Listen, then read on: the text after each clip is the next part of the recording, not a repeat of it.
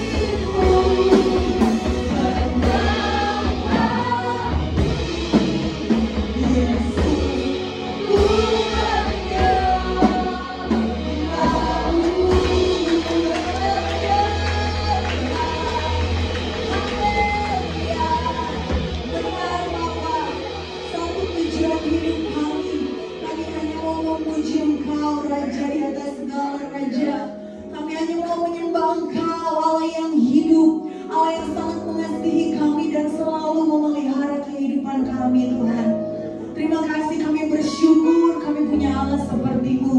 Dan pagi hari ini Tuhan,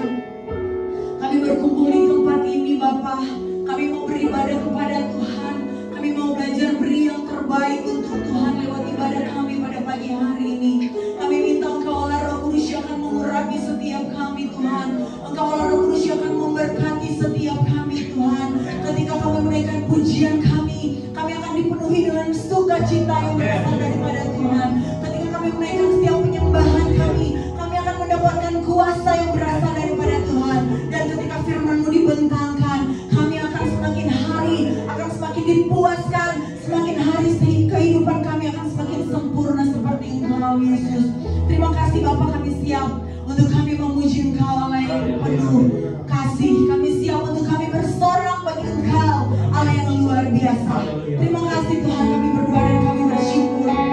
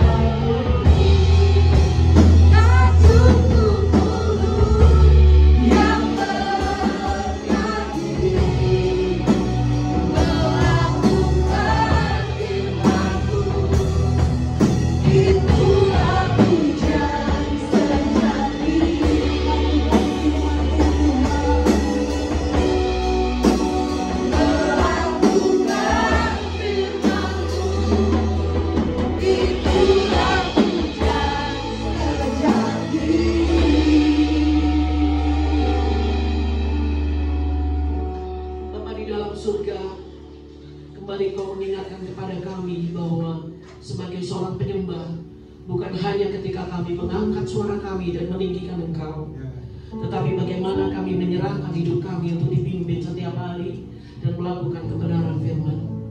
Kami telah memuji dan meninggikan Engkau Tuhan, dan saatnya kami akan mendengar firman-Mu.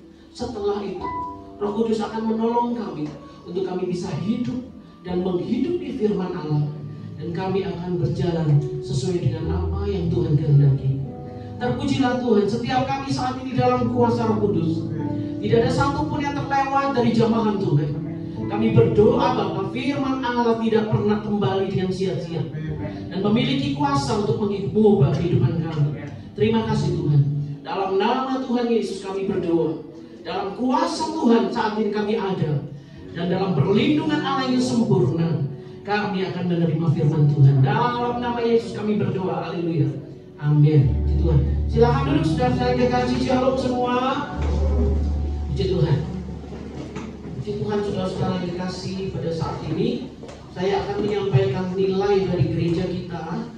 Karismata. Yang pertama adalah cinta Tuhan, yang kedua adalah hormat, yang ketiga adalah antusias, dan kita sampai kepada nilai yang keempat, R, yaitu rendah hati. Dan pada saat ini kita akan bersama-sama bicara tentang dua ego yang beradu. Saudara-saudara, di dalam kamus bahasa Indonesia, ego adalah aku, diri pribadi, rasa sadar akan diri pribadi. Dan itu adalah konsep yang seseorang miliki tentang dirinya.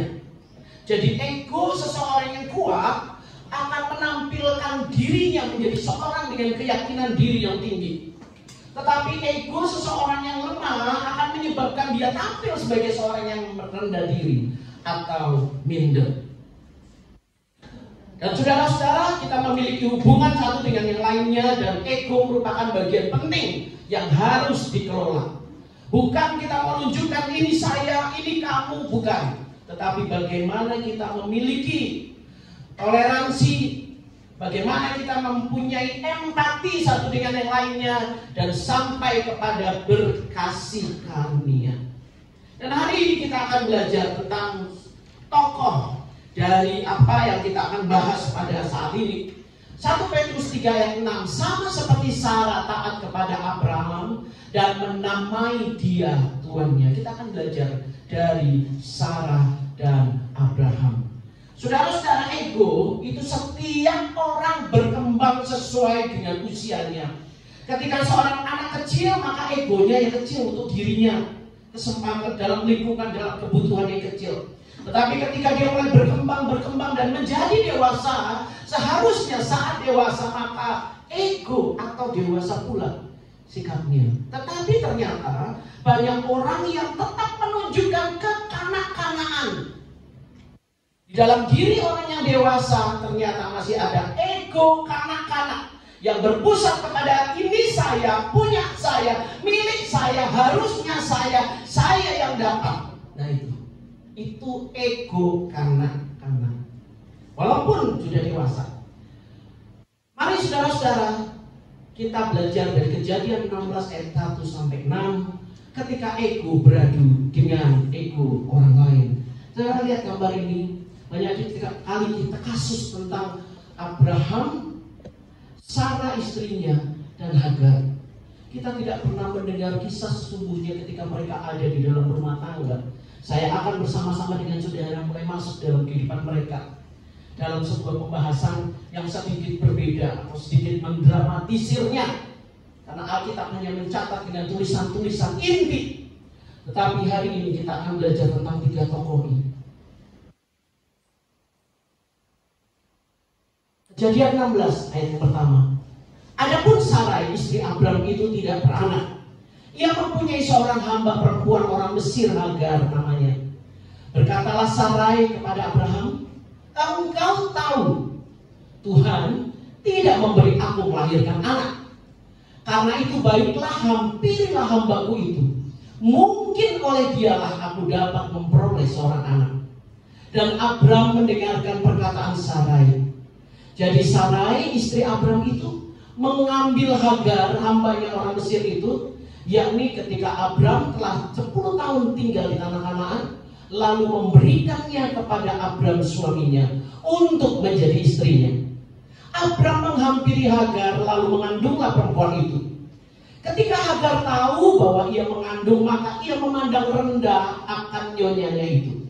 Lalu berkatalah Sarai kepada Abraham, penghinaan yang kuderita ini adalah tanggung jawabmu. Akulah yang memberi hambaku kepakuanmu. Tetapi baru saja ia tahu bahwa ia mengandung, ia memandang rendah akan aku.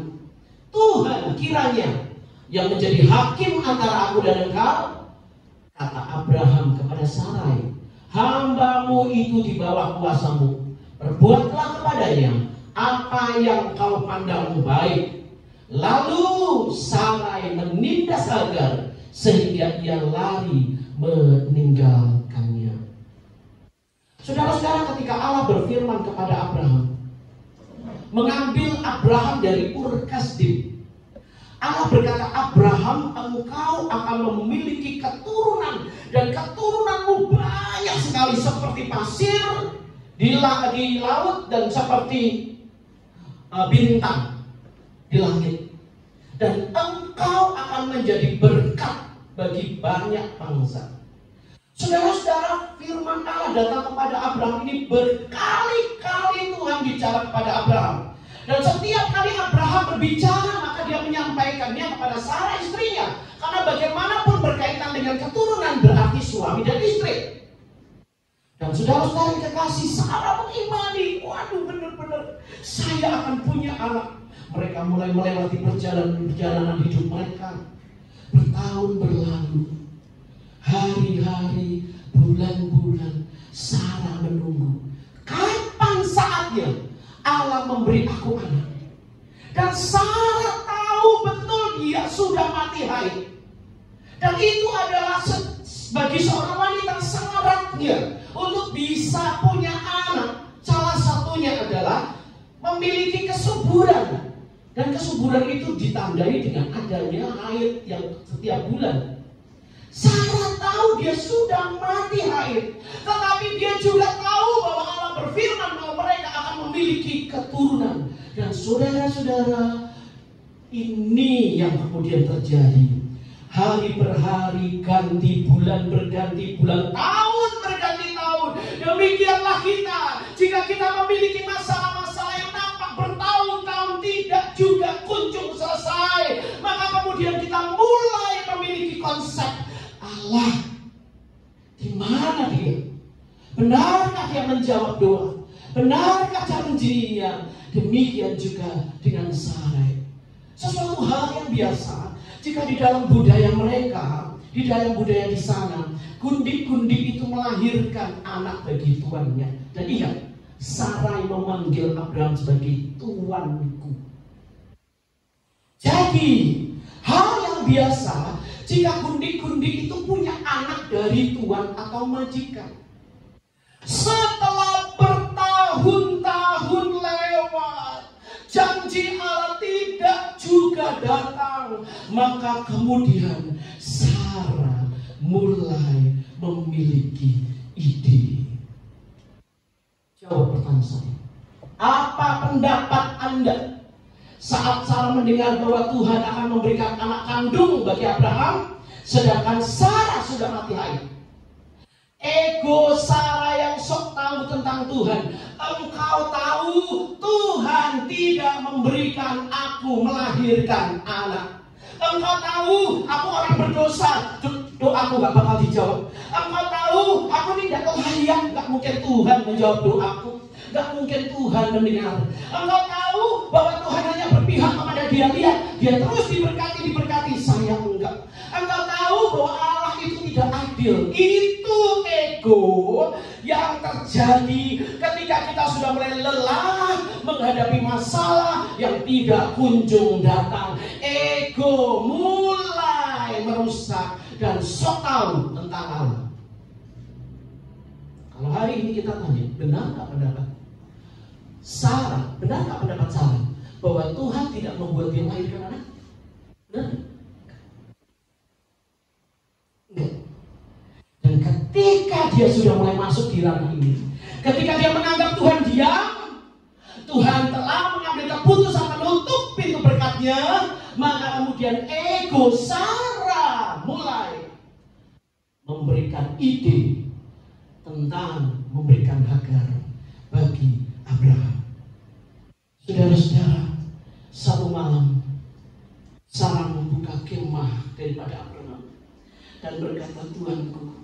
Dia menarik satu tangan mungil yang kecil dari tangan Hagar, dan dia menarik, dia membuka selimut dari Abraham, dan dia duduk di bawah kaki daripada Abraham dan berkata, Tuanku, bukankah engkau tahu bahwa Allah tidak memberikan aku melahirkan anak?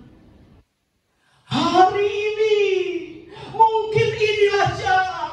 Dia menarik tangan Hagar, tubuh Hagar coba untuk menahannya, tetapi karena dia tahu dia hanya seorang gundik, maka kemudian dia harus menurut ketika tuannya, nyonyanya menyeretnya dan berkata, mungkin inilah Hagar gundikku, kepadanya engkau akan melahirkan anak. Abraham menepis Hagar. Dia menutup kembali selimutnya dan berkata, Sarai, nantikan Tuhan. Malam berikutnya Sarai membuka lagi kemah dan berkata, Abraham, Tuanku. Dia menangis di bawah kaki Abraham, dan Hagar diam mematung di belakang Sarai. Dan Sarah berkata, engkau tahu Allah tidak mengizinkan aku melahirkan seorang anak. Ini Hagar. Bukankah di dalam tradisi kita, anak yang dilahirkan oleh gundik, maka dia adalah anakmu? Abraham terkejut. Lalu Abraham mulai masuk di dalam permainan dan berkata, Sarah, betul, bukankah budaya mengatakan kita boleh, gundik akan melahirkan anakmu, itu cuma anakmu, ini Hagar. Dan kemudian Sarah mulai melepaskan jubah daripada Hagar, dan dia mendorong tubuh itu mendekat kepada Abraham dan membuka selimut Abraham dan menidurkannya di samping suaminya Abraham. Saudara-saudara yang kekasih, saudara-saudara, bertahun-tahun berlalu dan Sarah mengambil keputusan yang penting hari itu. Dia mulai tinggalkan mereka berdua. Dia meninggalkan tenda dengan pengharapan, aku akan punya anak dari gundikku Hagar. Dan malam hari itu terjadi pembuahan. Saudara-saudara yang kekasih, berbulan kemudian hamillah Hagar. Ketika ada resiko dari ketidaktaatan Sarah dan Abraham kepada Tuhan, Abraham tidak sabar, Sarah tidak sabar dalam prosesnya, maka Hagar melahirkan anak bagi Abraham. Saudara, wanita kalau hamil, saya jarang sekali ketemu orang wanita hamil dengan tubuh bolong. Entah bagaimana, semua wanita-wanita yang bongkok bahkan postur tubuhnya, ketika dia hamil, maka tulang punggungnya akan sedikit naik begini. Jadi sambil dia memegang tangan dia, kemudian kasakusuk di dapur. Hagar, kamu hamil. Berarti yang gak subur itu berarti nyonya dong. Iya, memang aku hamil. Sekali loh, saudara. Itu si Sarah. Aduh, kira-kira dia merasa gak kalau dia ngomong? Saya nggak tahu ya. Setan itu memang pintar banget. Orang kasak-kusuk ya. Kita merasa seperti dia nggak ngomongin saya. Itu yang kasak-kusuk. Apalagi kalau ngomongin benar, udah merasa banget. Ngomongin saya nih. Di tenda itu pun demikian. Sarah mulai sudah selesai di dapur. Hagar mulai keluar sambil membawa perutnya. Sarah merasa kau sombong ya. Karena dia tidak mungkin dong hamil bungkuk-bungkuk begini jalan itu, saudara. Kan dia pasti akan berdiri dong sambil pegang perutnya. Betul kan? Orang hamil kan selalu pegang perut. Orang hamil itu gak ada yang pegang kuping, pegang perut. Nah, saudara-saudara, saat itu ego Sarah mulai naik. Bukankah dia yang menyerahkan Hagar masuk di dalam selimut Abraham, di dalam kemah petidurannya? Bukankah dia yang menyerahkan Hagar dalam pangkuan Abraham untuk dipeluk oleh suaminya sendiri?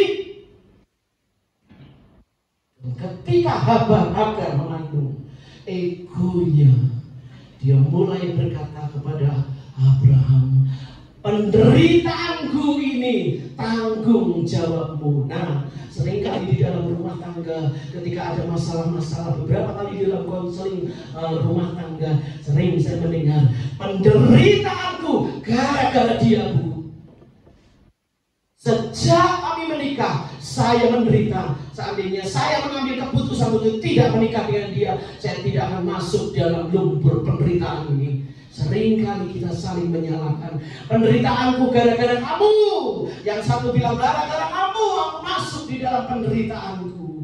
Saudara-saudara yang kekasih, demikianlah ego Sarah beradu dengan Abraham. Lalu ego Sarah mulai memojokkan Abraham secara rohani. Tuhan kiranya menjadi hakim antara engkau dan aku. Saudara-saudara, ini berbahaya. Kalau sudah bilang di dalam rumah tangga atau di dalam hubungan-hubungan, Tuhan kiranya menjadi hakim antara kamu dan aku. Siapa yang salah? Kamukah atau aku yang salah? Siapa yang akan dihukum Tuhan? Siapa yang akan dihajar Tuhan? Kamu atau saya? Sarah membuat sebuah kalimat yang mengerikan di hadapan Abraham.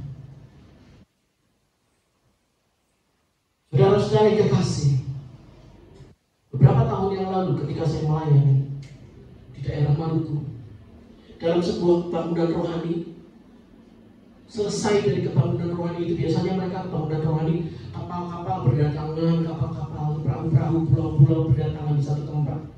Karena biasanya KKR itu, kalau ada KKR dari Jawa, maka mereka sudah kasih tahu jauh-jauh hari. Jadi mereka mempersiapkannya untuk akomodasi perahu-perahu dari pulau-pulau. Karena daerah Maluku itu kan ribuan pulau. Selesai dari KKR itu saya tidur. Saya bersyukur kepada Tuhan dan masuk di hotel yang horor, saudara. Hotelnya di bawah jurang. Tapi saya berkata dalam nama Yesus Tuhan lindungi. Dan ketika saya tidur, saya berkata terima kasih Roh Kudus. Ini tiba-tiba Roh Kudus memberikan konfirmasi bahwa di dalam KKR yang hadir ada 2 wanita korban pemerkosaan. Lalu saya bilang sama Tuhan, Tuhan, yang saya kenal, Engkau adalah Tuhan yang gak peduli dengan masa lalu orang. Apakah dia mantan pelacurkah? Dia diperkosakah? Dia bekas penjahat? Yang saya kenal Engkau adalah Tuhan yang tidak peduli dengan masa lalu orang. Lalu kenapa Tuhan mungkin dia sudah diperkosa? Sakit loh Tuhan. Tidak berapa lama kemudian konfirmasi datang lagi. dan mengatakan bahwa ciri-cirinya, yang satu wanita agak tinggi dengan rambut pendek, dan yang satu adalah wanita dengan tubuh sedang, rambut panjang bergelombang separuh. Saya nanya lagi, untuk apa Tuhan bongkar masa lalu orang yang diperkosa?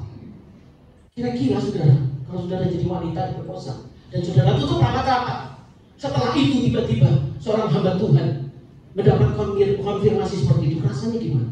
Saya berat tadi. Saya bilang, saya berat Tuhan. Apa yang harus saya omongkan pada orang yang bekas diperkosa? Tapi saya salah.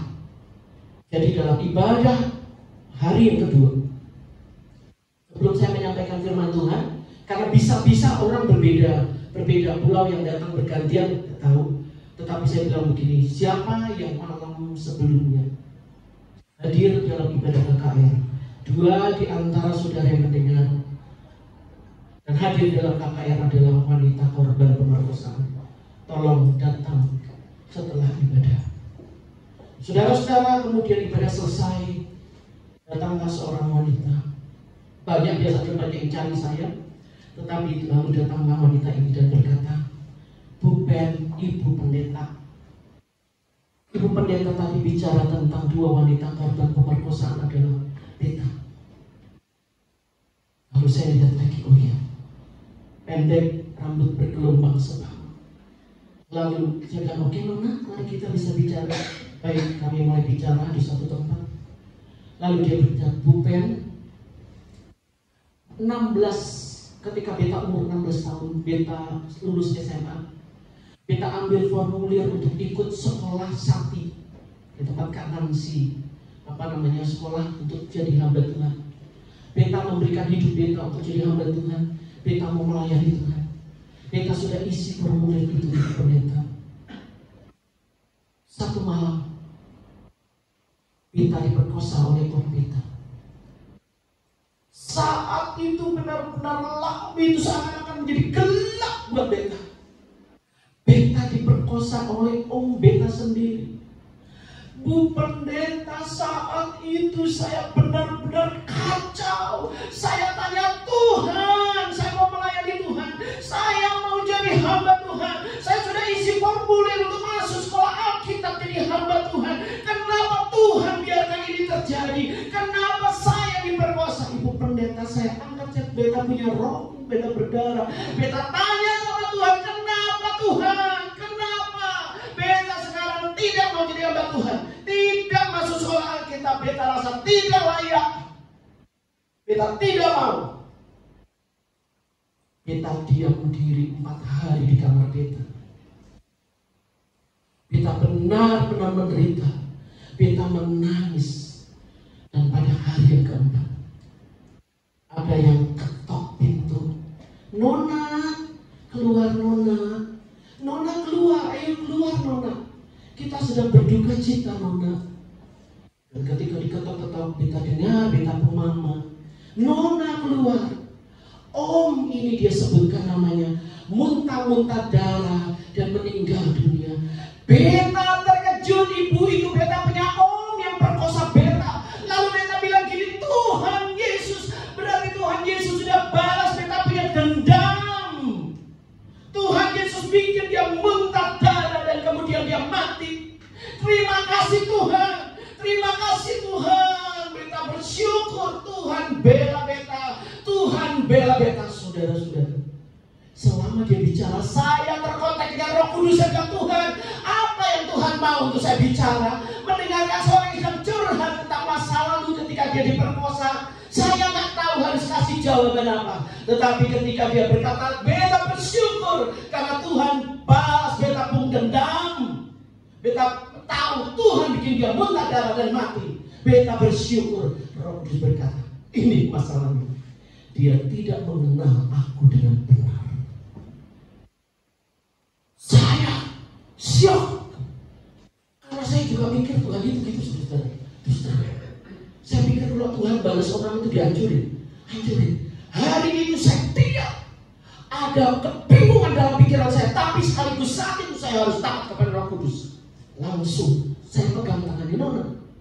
Jadi selama ini Nona menganggap bahwa Tuhan balas dendammu, Tuhan yang balas dengan menyebabkan muntah darah dan meninggal. Betul Ibu Pendeta, betul. Nona salah. Nona salah mengenali Tuhan. Dia langsung bilang begini, Tuhan itu penuh dengan kasih. Tuhan itu semua tindakannya cuma kasih.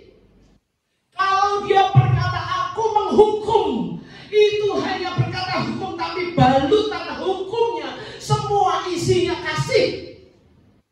Ketika Tuhan berkata aku disiplin, maka Tuhan semua tindakannya cuma kasih. Jadi Allah tidak mungkin membasmi orang, menghantam orang sampai dia muntah darah mati. Allah tidak mungkin membuat orang sampai dia kemudian jatuh ke jurang mati. Allah tidak mungkin membuat pesawat dan menghukum orang. Pesawat itu semua isi pesawat mati. Bukan demikian Allah kita.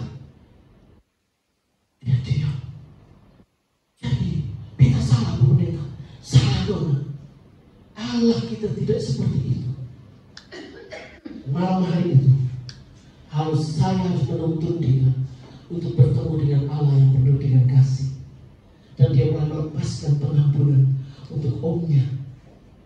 Dia melepaskan pengampunan untuk dirinya karena dia salah mengenal Tuhan. Saudara-saudara, ketika kita salah mengenal Tuhan, ketika kita salah menganggap dia sebagai hakim dengan cara-cara yang lain, maka kemudian ego, sara akan masuk kepada yang berikutnya, yaitu menindas Hagar hingga lari dari rumah. Saudara-saudara yang kekasih, sehari-hari sebelumnya ketika Hagar mengatakan kepada tuannya, nyonyanya, ibu saya sudah tidak haid lagi, Sarah melonjak dan berkata, wow, saya akan punya anak darimu Hagar. Dia kasih susu terbaik, dia berikan makanan dan sayuran, dia berikan daging-daging untuk menguatkan gizi anak itu. Hagar ditaruh di dalam tenda khusus dengan semua situasi yang baik, keadaan-keadaan dipersiapkan, semua barang-barang yang terbaik agar Hagar merasakan nyaman dan kehangatan. Dia benar-benar menikmati semua pemeliharaan. Hari itu karena ego yang beradu, salah memahami Tuhan, maka Abraham berkata, Sarah, dia ada di bawah kekuasaanmu, lakukanlah apa yang kau pandang baik. Bingung Abraham, gak punya anak dari Sarah, Sarahnya gak sabar, dikasih Hagar, sekarang Hagar jadi masalah. Saudara, Abraham bilang, silakan apa yang baik, dan apa yang baik menurut Sarah. Maka dia menindas Hagar, dia obrak-abrik tendanya, dia ambil semua selimut-selimut, dan kemudian dia berkata, jangan makan wanita ini. Dia benar-benar tindas. Yang tadinya dia belai-belai rambut Hagar, sekarang dia tendang jauh-jauh dan berkata, kamu jangan ada di depan mataku. Dia tindas, dan firman Allah berkata, sedemikian rupa Hagar mengalami penderitaan yang luar biasa. Penderitaan yang luar biasa hari-hari. Dia tidak lagi makan dengan baik. Dia tidur kedinginan. Dia benar-benar diabaikan, diperlakukan bagaikan budak yang sama sekali tidak manusiawi. Akhirnya Hagar tidak kuat lagi. Dia mulai keluar di malam hari. Dia mulai merangkak tertatih-tatih di padang gurun itu, keluar dari tenda dan berkata, lebih baik aku mati di padang gurun daripada aku mati di tenda nyonyaku sendiri. Saudara-saudara yang kekasih, jika ego kita beradu dengan orang lain dan mulai muncul emosi emosi yang buruk, maka kemudian kita akan mengambil keputusan yang salah. Hati kita menjadi kejam, hilang semua belas kasihan, hilang semua itu kasih, lupa berterima kasih.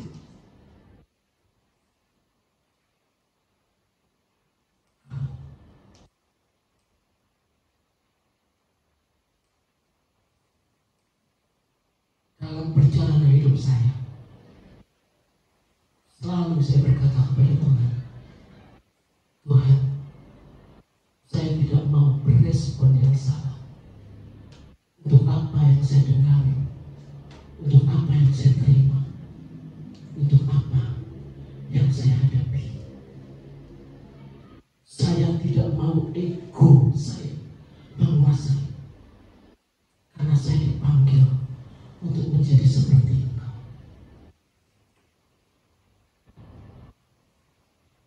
Sakit saudara, ketika kita tahu kita bisa lakukan ini, tetapi kita harus menahan diri untuk berkata, Tuhan, itu bagian.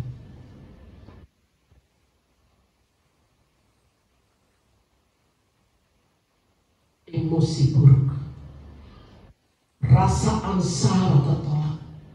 Dia marah kepada Abraham suaminya, dia marah kepada Hagar, dan pandangan rohaninya kepada Tuhan sebagai hakim rusak. Keputusan yang salah, dia melenyapkan belas kasihan, dia melenyapkan kemurahan hati. Dia mulai menindas dan mengusir orang dari hidupnya.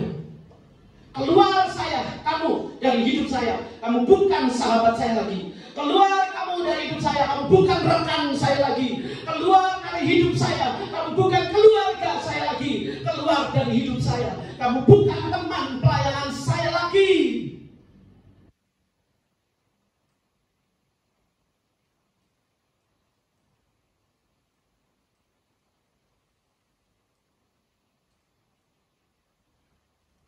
Ketika seseorang tidak menghormati Anda, berhati-hatilah dengan dorongan hati untuk mendapatkan rasa hormat dari mereka. WA sana, WA sini, jelaskan sana, jelaskan sini, lakukan ini, supaya dia hormati saya. Berhenti, hati-hati, itu bukan cara Tuhan. Karena tidak hormat mereka bukanlah penilaian atas Anda, tetapi sinyal dari karakter mereka yang buruk.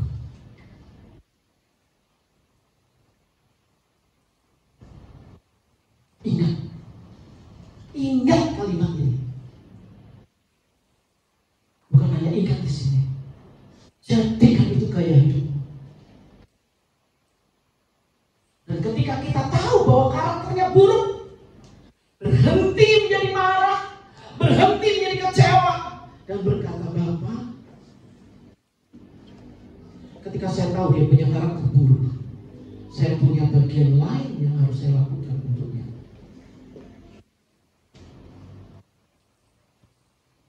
Sekarang kita masuk kepada ketika ego kita beradu dengan Allah. Kejadian 16 ayat 8 katanya, Hagar hamba Sarai, dari manakah datangmu dan kemanakah pergimu? Ini pertanyaan malaikat kepada Hagar yang sedang tertatih-tatih di padang gurun, lari dari kemah Sarai majikannya. Jawabnya, aku lari meninggalkan Sarai nyonyaku. Lalu kata malaikat Tuhan itu kepadanya, lalu kata malaikat Tuhan kepada saudara, jangan lari, kembali. Lalu kata malaikat Tuhan kepadanya, kembalilah kepada nyonyamu. Biarkanlah engkau ditindas di bawah kekuasaannya. Lalu kata malaikat Tuhan itu kepadanya, aku akan membuat sangat banyak keturunanmu, sehingga tidak dapat dihitung karena banyaknya. Selanjutnya kata malaikat Tuhan itu kepadanya, engkau mengandung dan akan melahirkan seorang anak laki-laki, dan akan menamainya Ismail, sebab Tuhan telah mendengar tentang penindasan atasmu itu. Di dalam teologi, kata malaikat Tuhan itu sama dengan Allah. Kalau malaikat-malaikat, tetapi kalau malaikat Tuhan itu sama dengan Allah. Allah yang tahu benar ini Hagar adalah wanita kafir yang tidak bertuhan. Tetapi ketika dia berada di dalam penindasan oleh Sarah, wanita yang kenal Tuhan. Sekali lagi, Hagar wanita kafir yang tidak kenal Tuhan ditindas oleh Sarah, seorang wanita yang kenal Tuhan. Malaikat Tuhan berdiri dan berkata kepada Hagar, pulang kembali nak. Berilah dirimu ditindas, tetapi aku berjanji, kata Tuhan, aku akan memberkati engkau. Ketika saya menyiapkan khotbah ini, saudara-saudara, saya tanya sama Tuhan, Tuhan, kalau saya nih ya, saya akan bela-belain Hagar. Dia pergi, ketemu cowok ganteng, musafir, kafilah, kaya, banyak unta-unta. Kemudian diambil jadi istri. Tuhan kan bisa gitu. Masa ini disuruh balik lagi ditindas? Di mana kasih sayang Tuhan? Nanti saya bilang, nanti kalau saya ke surga saya mau tanya. Kebenaran dari Kejadian 16 ayat 9 sampai 10. Kadang Tuhan membiarkan kita berada dalam tindasan ego orang lain. Kali lagi, kadang Tuhan membiarkan kita berada dalam tindasan ego orang lain sebagai kunci. Apakah kita akan menerima berkat atau tidak? Jika kau lari dari tindasan itu, engkau kehilangan berkat. Tetapi jika kau kembali ke temamu, menerima penindasan itu, mengingat aku yang berjanji, memegang perjanjian dengan hati yang kuat, engkau akan diberkati. Kalau saudara jadi Hagar, pilih balik ke kemah atau melanjutkan pelarian?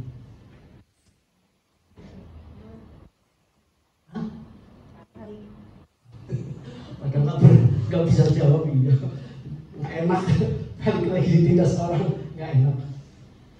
Tetapi lihat, setiap proses Allah yang tidak enak selalu punya tujuan, dan itu yang harus kita tangkap tujuannya.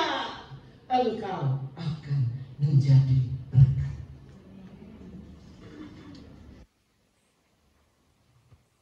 Ini agak sedikit berbeda, tetapi saya mau saudara menangkap, supaya saudara jangan kehilangan sukacitanya untuk menjadi seorang pendoa. Saya memiliki banyak sekali nama-nama di dalam doa saya secara pribadi. Jangan pernah berhenti untuk menjadi pendoa. Mengapa mendoakan orang itu penting? Karena itu perintah Tuhan. Kalau Tuhan yang adalah Allah semesta alam itu kita ikuti, kita sedang mengikuti perintahnya, maka kita sedang mentaati Dia. Kita mentaati Kristus. Lalu saudara, mengapa mendoakan orang itu penting? Di dalam Yakobus 5 ayat 16, supaya kita sembuh. Siapa yang saudara ingin keuangan saudara disembuhkan? Siapa ingin hubungan-hubungan saudara disembuhkan? Siapa ingin kehidupan keluarga disembuhkan? Penyakit saudara disembuhkan? Tuhan berkata, doakan orang lain, karena dari situ kau sembuh. ada kuasa dari doa. Wow, saya mengalami yang namanya kuasa doa. Benar-benar kuasa doa itu ada. Banyak sekali pengalaman-pengalaman doa yang menunjukkan kuasa doa yang besar. Orang-orang yang mendoakan orang lain akan dituntun oleh Roh Kudus untuk mengenal kehendak Allah dan memiliki belas kasihan dan kasih kepada sesama. Jadi jangan pernah berhenti mendoakan orang. Lufki, Yohana, bisa maju ke depan.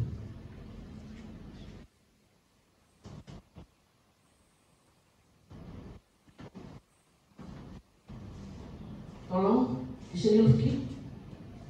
Yohana maju. Yohana ada di sini. Oke, posisinya gini ya, menghadap ke sana. Lufki silakan ada di posisi saya, mimbar. Nggak usah takut. Ya, karena nanti urapan Tuhan turun atasmu. Ya, jadi jangan takut. Terus maju. Ya, puji Tuhan. Angkat tangan. Ini salah satu tim saya sudah tim edit untuk pelayanan di online. Ya, puji Tuhan. Angkat tangan. Nah, ini sedang doain orang. Ya, angkat lebih tinggi kalau doain orang. Jangan ragu-ragu.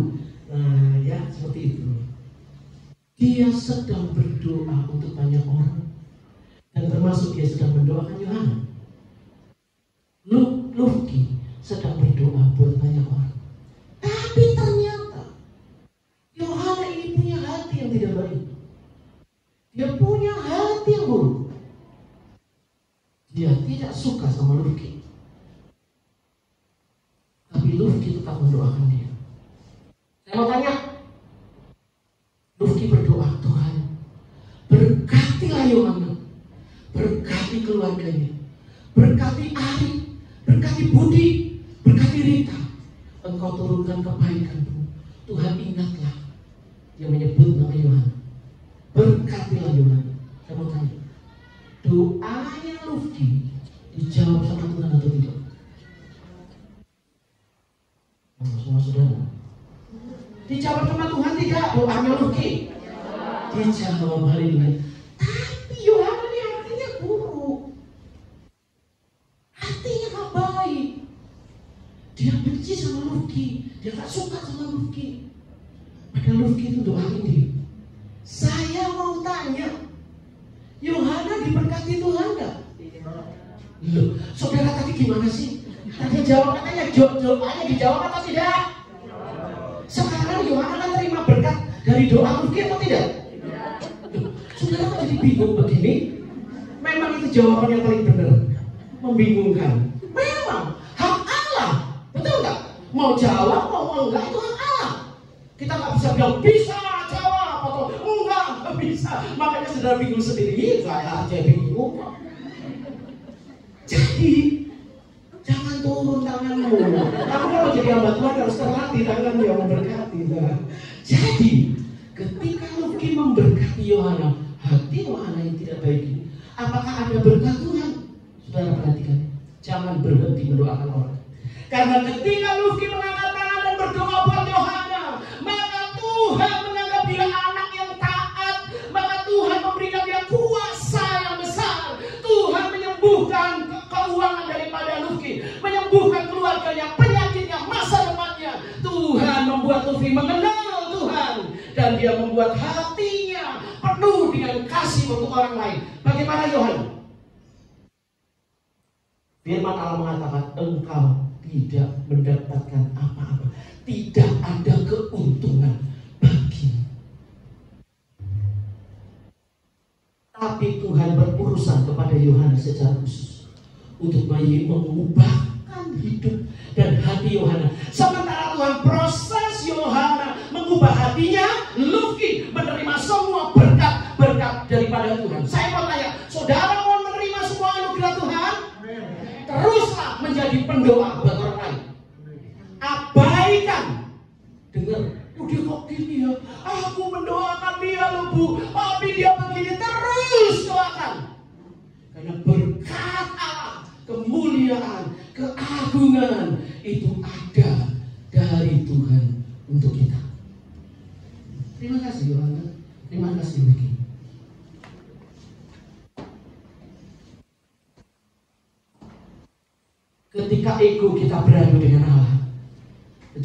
21 ayat 8. Bertambah besarlah anak itu, dan ia disapi. Lalu Abraham mengadakan perjamuan besar pada hari Ishak disapi. Rupanya Ishak sudah mulai ada. Rahim Sarah lahirkan Ishak, dan Ismail tetap ada di situ bersama dengan Hagar ibunya.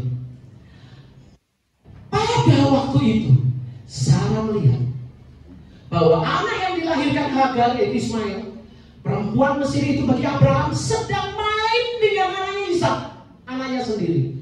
Berkatalah Sarah kepada Abraham, usirlah hamba perempuan itu beserta anaknya, sebab anak hamba itu tidak akan menjadi ahli waris bersama-sama dengan anakku Ishak.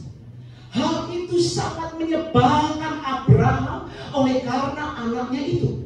Tetapi Allah berfirman kepada Abraham, ketika saudara sedang bertengkar suami istri, ketika istri mulai sebel dengan suami, ketika si suami mulai jengkel dengan istri, berfirmanlah Allah kepada saudara,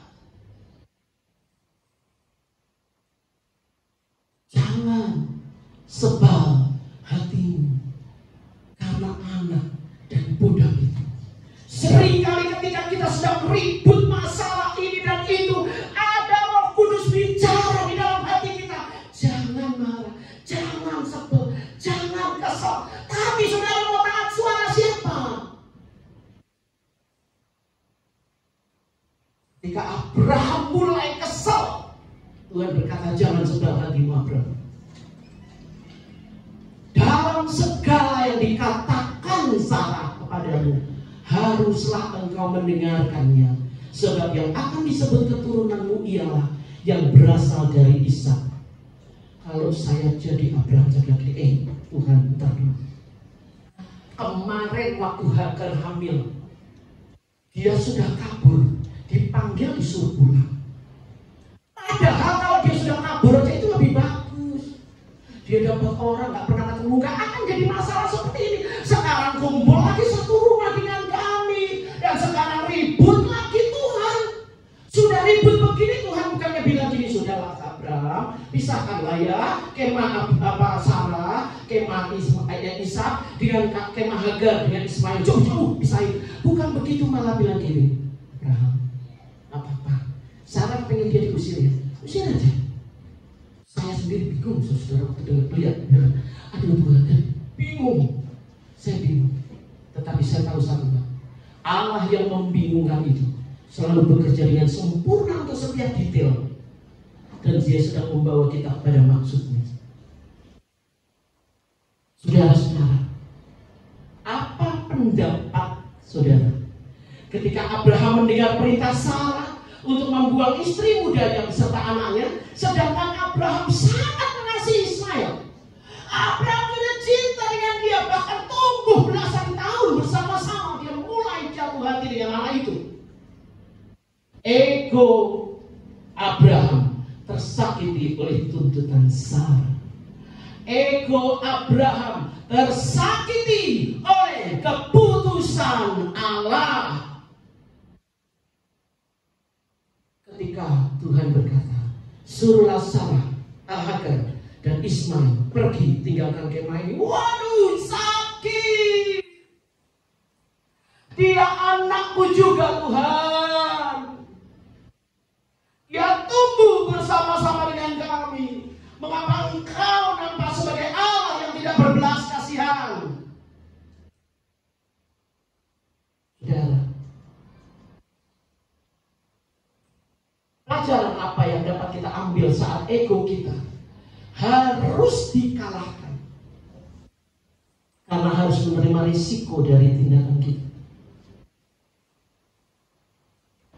Ketika kita berhadapan dengan Tuhan, ego kita harus tahu prioritas, yaitu ikuti kehendak Allah. Jangan ikuti kehendak kita. Ketika kita beradu dengan Allah, Tuhan, lebih baik Tuhan singkirin dia atau saya pergi. Tuhan berkata, tidak, kehendakku kamu bersama-sama dengan dia. Aduh, sakit Tuhan, sakit ya. Ketika saudara berhadapan dengan situasi seperti itu, yang menjadi prioritas harus kehendak Allah.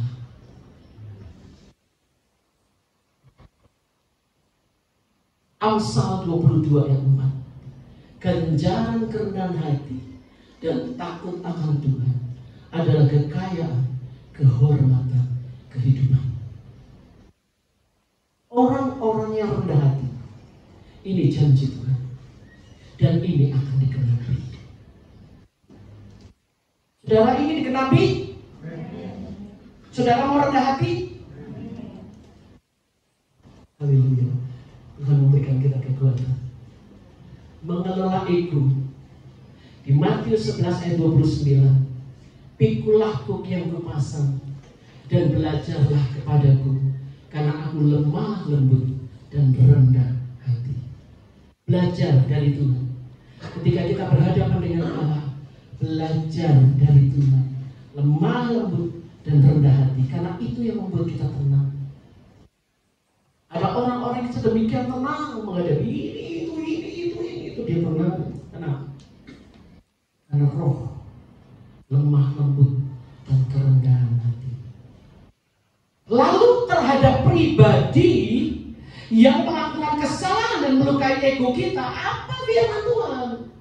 Saudara-saudaraku, kata Galatia 6 ayat 1, kalaupun seseorang kedapatan melakukan suatu pelanggaran, melukai hatimu, menyakiti hatimu, membuat kau merasa tertolak, engkau merasa terluka, maka kamu yang lebih rohani harus memimpin orang itu ke jalan yang benar dalam roh lemah lembut. Ini Tuhan Yesusku. Sambil menjaga dirimu supaya kamu jangan kena mencoba. Jaga. Jadi Tuhan, saya harus hadapi dia dan memimpin dia, memimpin ke jalan yang benar dengan roh yang lemah lembut ya. Mimpin dengan jalan yang benar dengan roh lemah lembut. Bukan begini, kamu salah, gak benar, mau masuk neraka kamu kalau melakukan itu. Tahu nggak? Nanti Tuhan hukum kamu. Itu bukan roh lemah lembut. Roh lemah lembut adalah pegang tangannya dan berkata, saya akan menjadi sahabat bagimu, saya akan menjadi temanmu.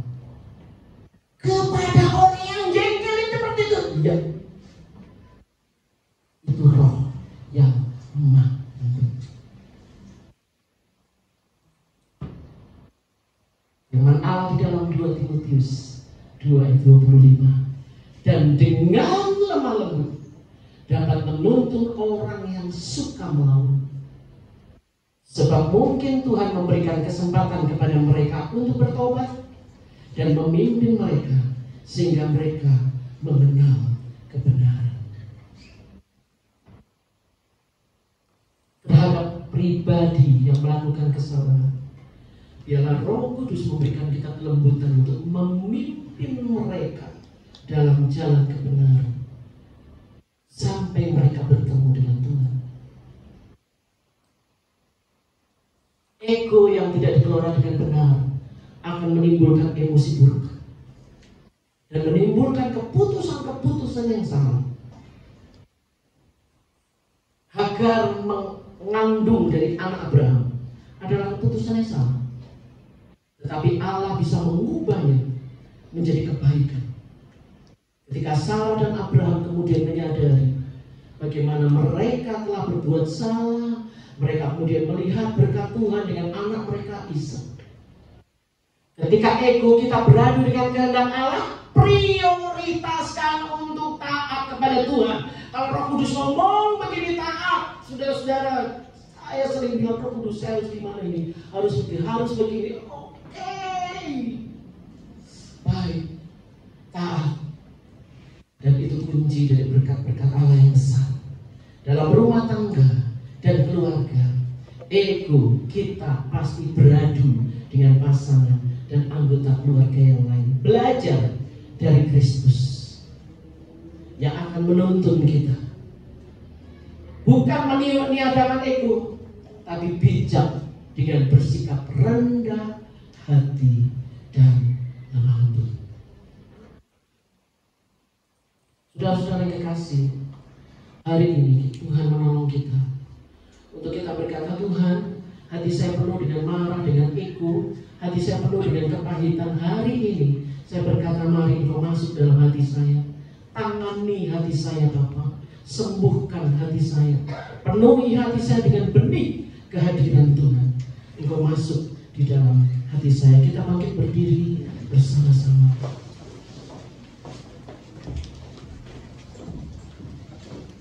Dalam sikap berdoa, masing-masing membawa hati kita di hadapan Tuhan. Allah yang Maha Tahu, Dia mau bekerja di dalam hati kita. Dengan sikap berdoa, kita nyanyikan lagu, mari masuk, mari masuk, masuk hatiku, ya Yesus.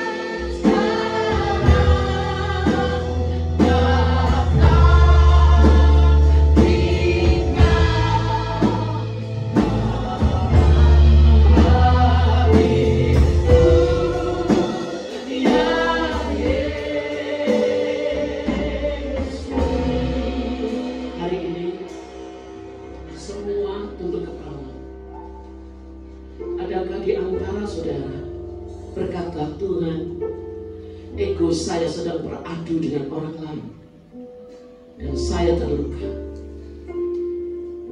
Hari ini saya mendengar firman-Mu. Untuk saya berhati-hati memiliki konsep yang salah tentang Engkau. Saya menganggap Engkau membela dia. Tuhan, hari ini saya mau mengambil keputusan untuk menangkap semuanya dengan kasih. Jika saudara orangnya, taruh tangan saudara di dada. Pertanyaan kedua, apakah hari ini saudara orangnya? Ego saudara sedang berhadapan dengan Tuhan. Ketika Tuhan berkata, engkau harus melakukan ini, tetapi kita tidak mau melakukannya. Karena pertimbangan ini dan itu. Hari ini saudara berkata, saya orangnya yang harus kembali taat kepadamu, ampunilah saya Tuhan. Kalau saudara orangnya, taruh tanganmu di dada.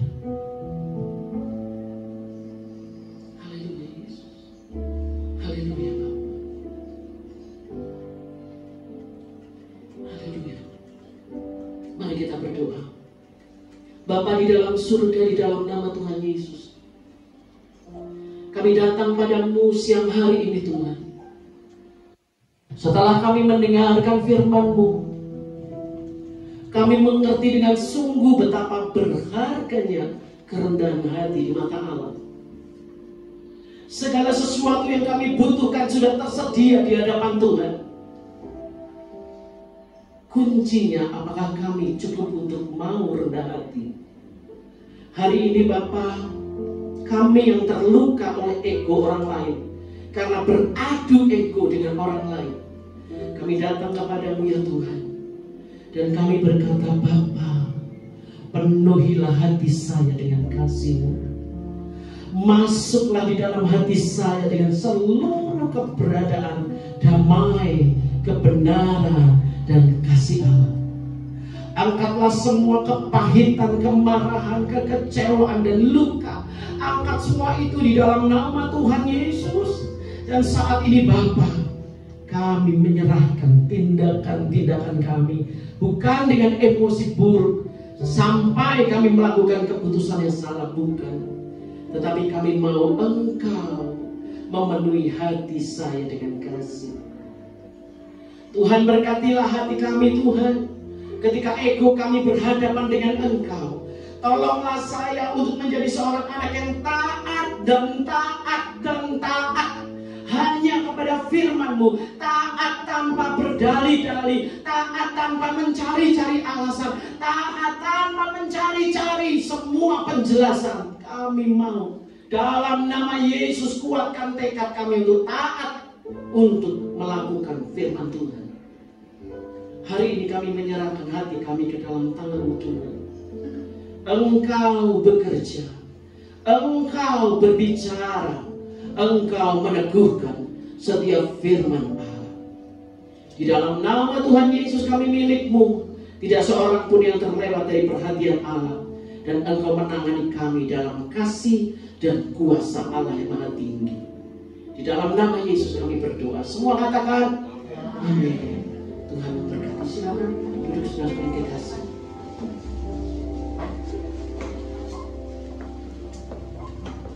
Kita semua diberkati dengan kebenaran firman Tuhan. Amin. Bapak Ibu Saudara, beberapa pengumuman. Yang pertama, kami mengucapkan selamat datang bagi Bapak Ibu Saudara yang sudah datang beribadah di tempat ini.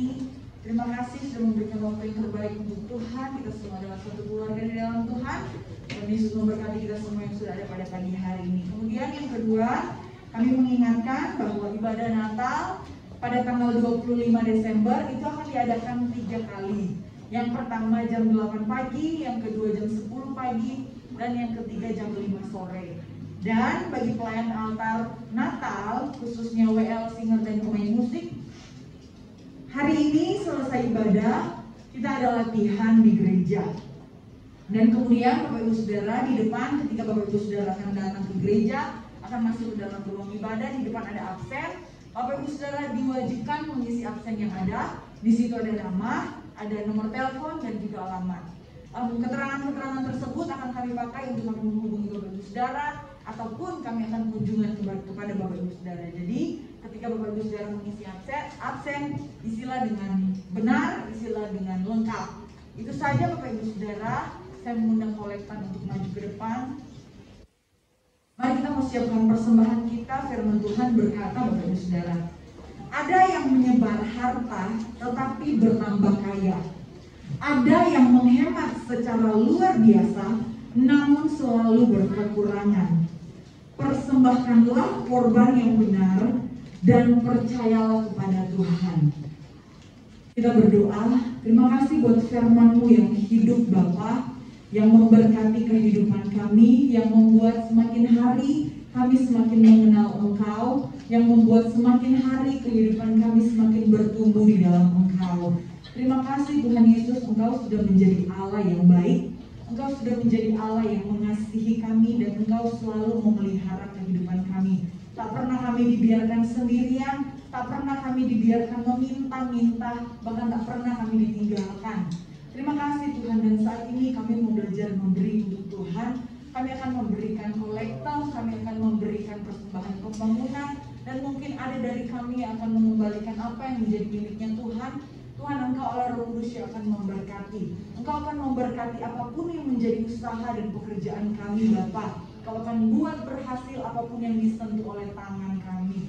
Terima kasih Tuhan Yesus, Engkau akan memberkati kami. Engkau akan memberkati persembahan kami pada pagi hari ini. Dalam nama Tuhan Yesus kami berdoa, siap memberi. Haleluya. Amin.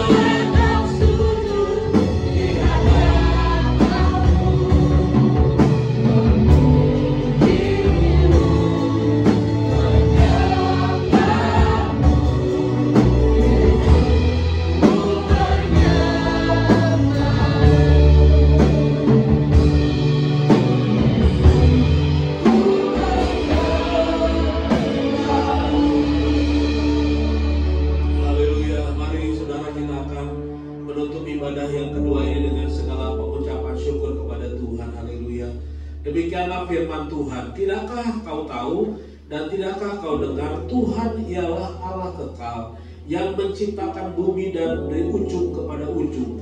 Ia tidak menjadi lelah dan tidak menjadi lesu. tidak terduga pengertiannya. Dia memberikan kekuatan kepada yang lelah dan menambah semangat kepada orang yang tiada berdaya.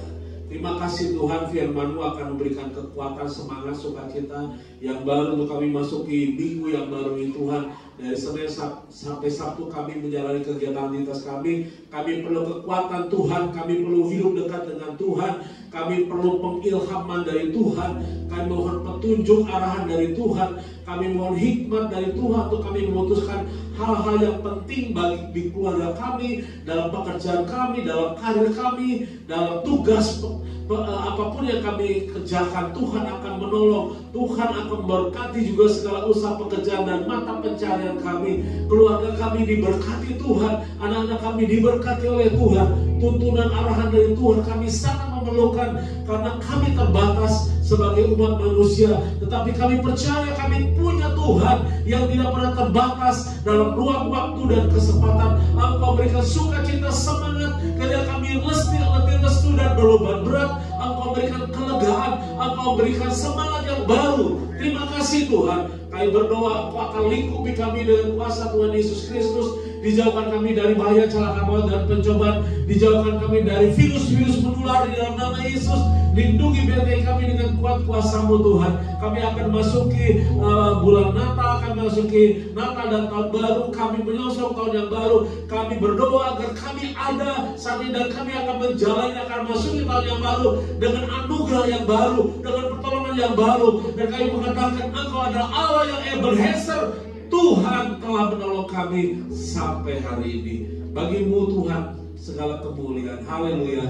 Sudah, mari kita akan mengangkat tangan dan menerima berkat dari Tuhan. Tuhan memberkati engkau dan melindungi engkau. Tuhan menyinari engkau dengan wajahnya dan memberi engkau kasih karunia. Dan Tuhan menghadapkan wajahnya siang ini kepadamu dan memberi engkau damai sejahtera. Oleh sebab itu saudaraku, sidang jemaat Allah yang dikasih oleh Tuhan, pulanglah dengan membawa berkat anugerah dari Allah Bapa yang ada di dalam surga, serta cinta kasih sayangnya yang sudah dinyatakan dalam Tuhan kita Yesus Kristus, serta persekutuannya di dalam Roh Kudus menyertai saudara dari sekarang dan untuk selama-lamanya. Maranatha, sampai Tuhan Yesus datang kali yang kedua menjemput kita semua. Di dalam nama Yesus kami mengakhiri kebangkitan kami. Haleluya.